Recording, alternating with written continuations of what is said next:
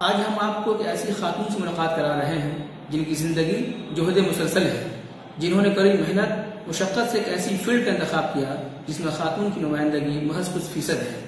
2010 batch की IPS Araria की जाबाज officer SP Dhurat Saidi. Madam, सबसे पहले तो आपका ETV भारत में खैर-ए-मक़दम में स्वागत है। धन्यवाद। मेरी एजुकेशन पूरी मुंबई से ही हुई है। मैं मुंबई के रहने वाली हूँ, तो टोटल मेरा एजुकेशन मुंबई में ही हुआ।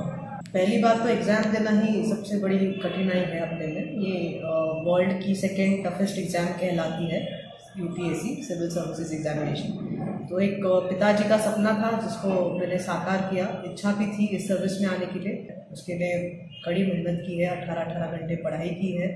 हमारा काम ही इतना बड़ा है, लॉ एंड ऑर्डर संभालना, लोगों को संभालना और सिचुएशंस को हैंडल करना, तो इसमें थोड़ा बहुत तो नर्वसनेस आ ही जाता है स्टार्टिंग के पीरियड में, जब आपको एक्सपीरियंस इतना नहीं होता है। तो ऐसे बहुत अनेकों मौके आए हैं जब लगा कि चीज़ें शायद नहीं संभली जा सकती, बट एट द एंड क्योंकि डटे रहे हैं, हिम्मत है तो डटे रहे हैं और चीज़ों को अच्छे से संभाला भी है।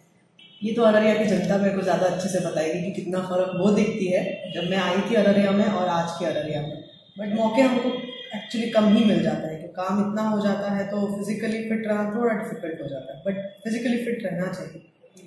तो खेल के प्रति तो बचपन से ही प्यार है और बैडमिंटन भी खेला है। कोई लेवल पे नहीं जा पाई हूँ, बट हाँ, बैडमिंटन मुझे बहुत पसंद है। यहाँ के खुद के लोग जो आगे नहीं बढ़ना चाह रहे, मैंने जैसे देखा है कि ऐसा नहीं है कि एजुकेशन नहीं है, एजुकेशन है, बट बहुतों को नहीं लगता है यहाँ पे आगे आना।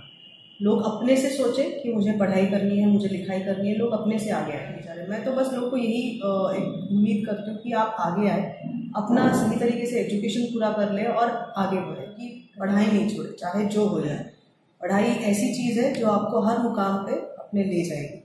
आप पढ़ाई कंटिन्यू करिए, ग्रेजुएट हो जाइए, कोई भी फील्ड में आपको ग्रेजुएट होना है, आप ग्रेजुएशन करके फिर UPSC के क्लासेस कुछ होते हैं, उसको थोड़ा ज्वाइन करने से आपको आइडिया मिल जाएगा कि सर्विसेज का एग्ज़ाम कैसे देना है। मैम, ETV से बात करने के लिए बहुत शुक्रिया। Thank you.